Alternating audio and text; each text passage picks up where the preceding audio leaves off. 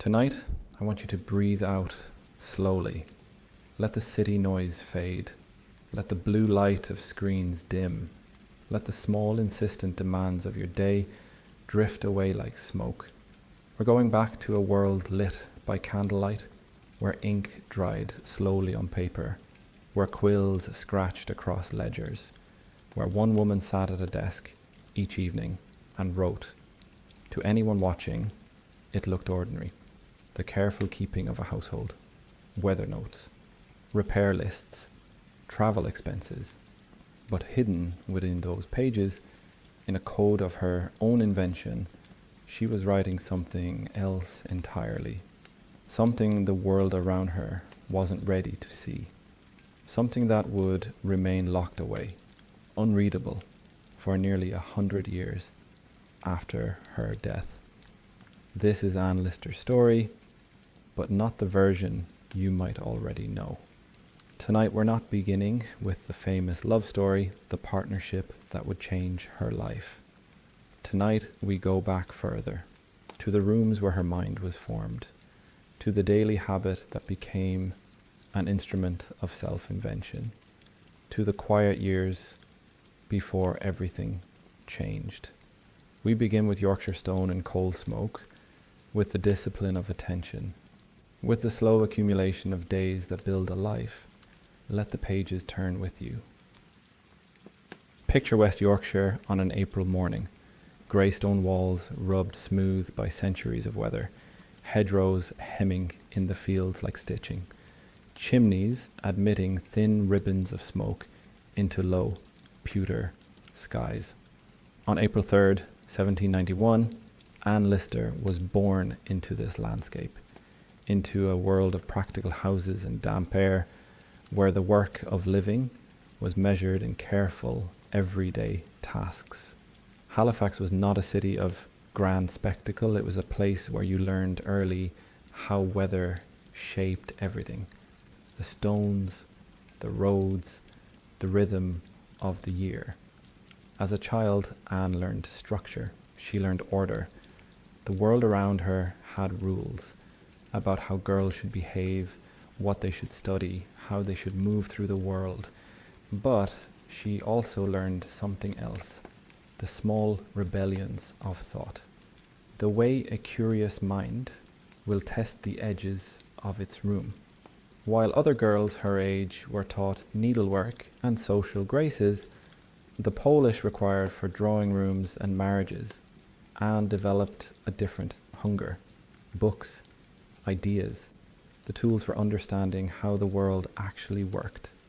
I want you to imagine her at 7 years old, reading while the house sleeps. A small lamp burns low on the table.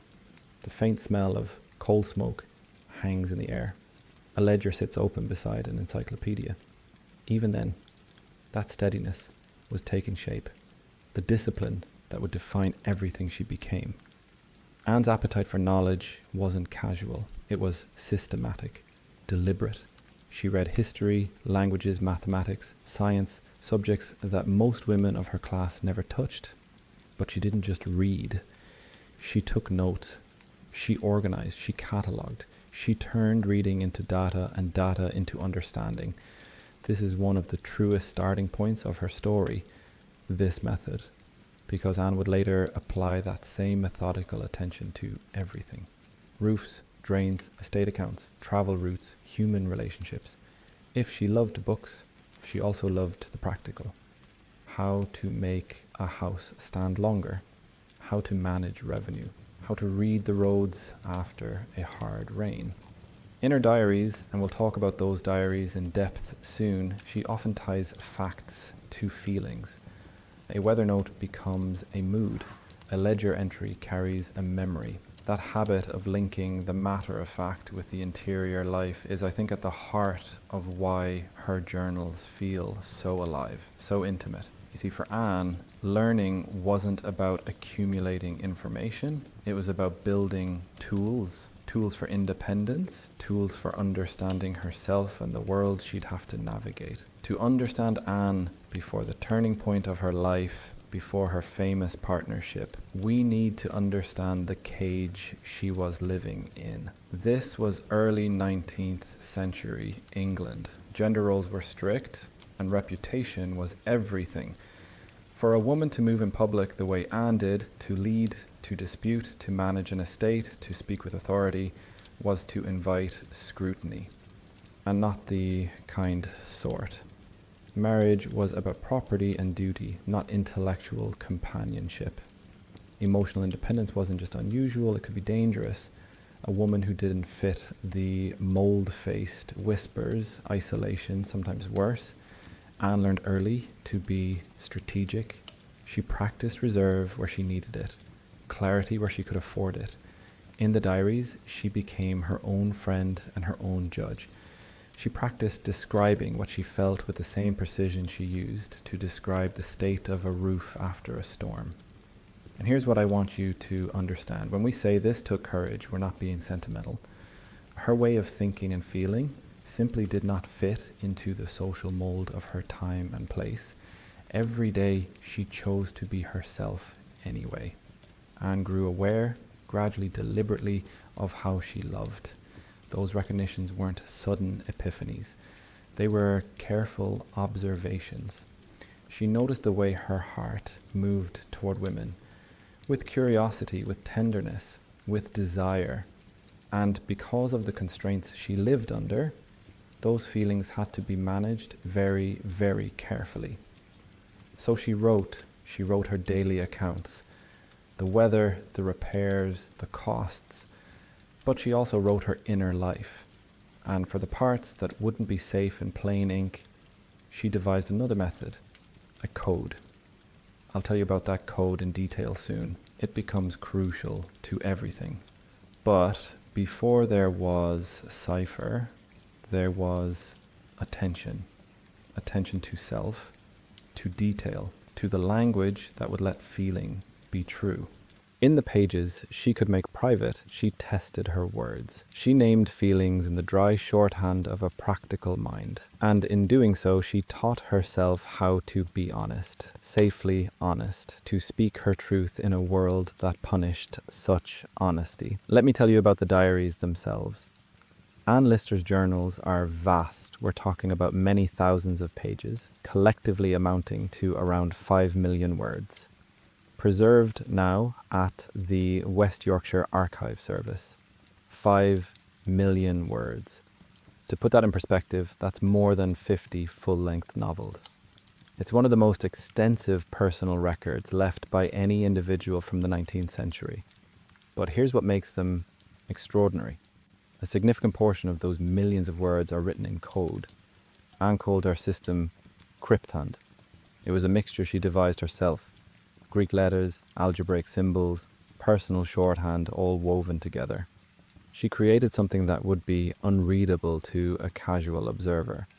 And she needed it to be unreadable because within those coded passages, she wrote the things she couldn't safely write in plain ink.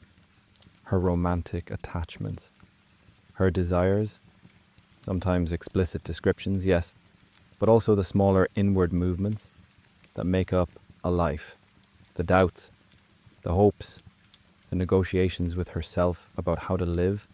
We don't need to romanticize the code. It wasn't theatrical, it was practical, like a lock on a chest, like a door you close when you need privacy.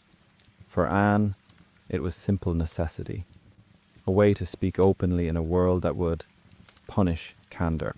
Before Anne Walker enters our story, and she will in part 2, Anne had several early attachments, meaningful relationships that shaped her emotional template. I'm keeping details here somewhat general, not because I'm being coy, but because the historical record on some of these early relationships is fragmentary. The diaries mention several companions, but scholars sometimes have to use careful language.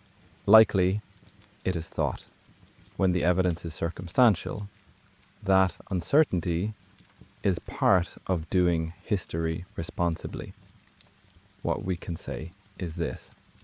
These attachments taught Anne intensity, endurance, the cost of being open, They taught her how to read people, who was likely to be loyal, who might betray, who could be trusted with a secret.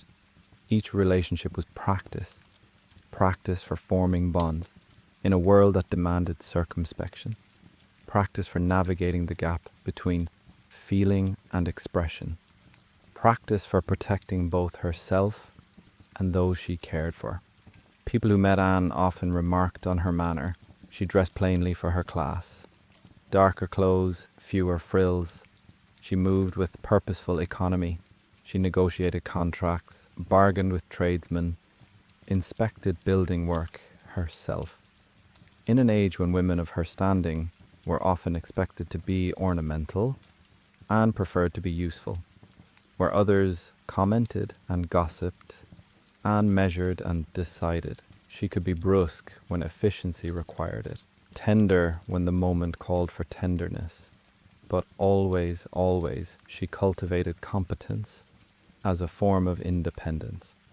And in cultivating that competence, she made both enemies and admirers.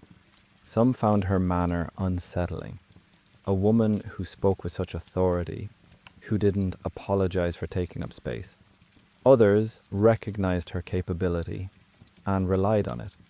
It's worth noting here that historical descriptions are shaped by the people who left them. So when we say neighbors whispered or admired, we're drawing on letters, local reports, later recollections, sources that historians read carefully and sometimes interpret differently. Where certainty is lower, we use phrases like records suggest or contemporary accounts indicate. That discipline is what keeps history honest. Shibden Hall. The name will mean something to you if you know Anne's story, but let me tell you what it meant to her. This wasn't just a house she happened to live in, it was a project, a responsibility, a character in its own right. The hall was built of stone with low windows and thick walls. It needed constant tending. The kind of place where if you didn't pay attention, water would find its way in, timbers would rot, costs would spiral. Anne learned the rhythms of its repair and the economics that made maintenance possible.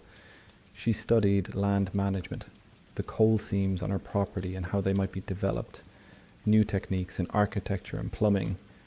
She recorded costs and contractors the way others might have kept commonplace books. Every expense tracked, every decision documented. Her approach to the estate was part managerial, part intellectual. She saw Shibden as something she could shape, improve, make more efficient. And the way she wrote about it, note after careful note, shows a mind that turned practical needs into experiments in stewardship. Travel gave Anne another kind of freedom. She didn't travel lightly or impulsively. She traveled informed. Routes were recorded, inns were rated, costs entered, weather tracked. She climbed hills and crossed borders.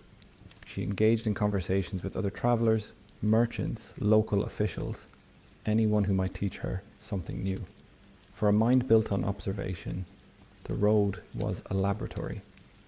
In Paris, an idea might strike differently than in Halifax.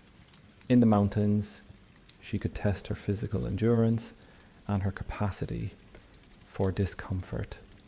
On a bridge, she could note the engineering detail of the span and judge the quality of the stone. Travel also offered something else, a measure of anonymity. Away from Halifax, away from the neighbours who knew her family, she was less constrained by local gossip. The crowd on a coach is a different sort of audience. That freedom shows up in the diaries. Travel entries are often vivid with sensory detail, strange foods, unusual weather, the texture of new places, recorded with practiced attention. For all her competence, for all her capability, Anne lived with constant interior friction. She wanted love, she wanted intellectual recognition, she wanted to be seen as a whole person, not as someone playing a role or hiding half her life. But she also understood the risks, the consequences of being too visible, too honest, too different. The diaries often read like an ongoing negotiation she's having with herself. How much to risk? How much to hide? How much to insist upon? We can feel in the pages her loneliness at times, her anger at small injustices, her delight at small triumphs. There's this constant push and pull with the world around her, to be honest about feeling, but careful about consequences. The cipher helped. It gave her a space where she could be fully herself without fear. But the need for strategy never entirely went away. What strikes me, reading her diaries as a whole, isn't spectacle. It's steadiness, the daily accumulation of choices and commitments, the inner war resolving itself into tactics to learn, to travel, to manage, to write. Over time, those tactics form a life. By her 30s, Anne had become a remarkable figure. Traveller, estate manager, scholar, diarist, she had built a method for living that combined intellect and habit, discipline and desire. She had carved out a life for herself that was, in many ways, unprecedented for a woman of her time and class. And yet she still reached outward, still searched. She wanted what she sometimes called, in her journals, a union of souls, a partnership of equals, someone who could match her in mind and moral seriousness. She didn't know when or if that person would appear. The diaries keep that pressure alive, the sense of waiting, of possibility, and I think it's important for us to linger on that waiting. History loves turning points, the moment everything changes, but the reality is often a series of small tilts, a gradual accumulation, days and weeks and months of not knowing what comes next. So we pause here, on the edge of possibility, before the turn, before the great love story that will define how many people remember her. Before I let you rest, a few practical notes about how we know what we know. The diaries remained in family hands for many years after Anne's death. They were stored in attics, passed down through generations. Some parts of the code were partially read in the late 19th century.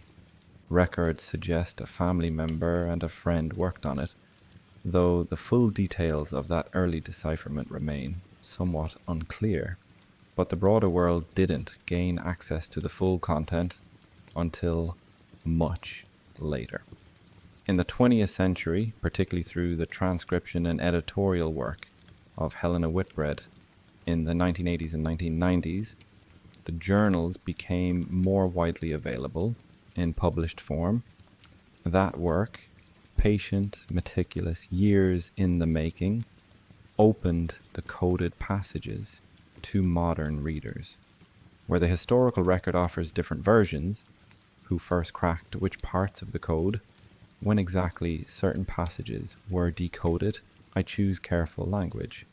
Records suggest, scholars report. That's how we stay honest about the limits of what we can know for certain. Breathe slowly now, let the image settle. A stone house on the edge of the moors. A small, steady hand, writing under lamplight, notebooks on a shelf, pages yellowing, the ink still faint but legible, a life recorded in increments, like stitches through cloth. We stop here tonight, at the threshold of a longer story. We've walked through the rooms where her mind was formed. We've seen the discipline of her daily practice, the care she took with houses and accounts and words. We've understood the cage she lived in and the freedom she created through writing. We've traced the code she invented to protect her truth. But we haven't yet opened those coded passages. We haven't yet read what she guarded so carefully. In part 2, we'll step through that unlocked door. We'll follow the arc of her affections. We'll see how the great partnership formed, the one that would change everything. We'll read in her own words what it meant to love as she loved, in a world that called such love impossible. For now, rest. Let the rhythm of pen on paper slow you. Let the moor wind become a steady, distant breath. If sleep comes before we meet again, let it be welcome. The notebooks have waited this long. They'll wait for you too. Good night. We'll turn the next page soon.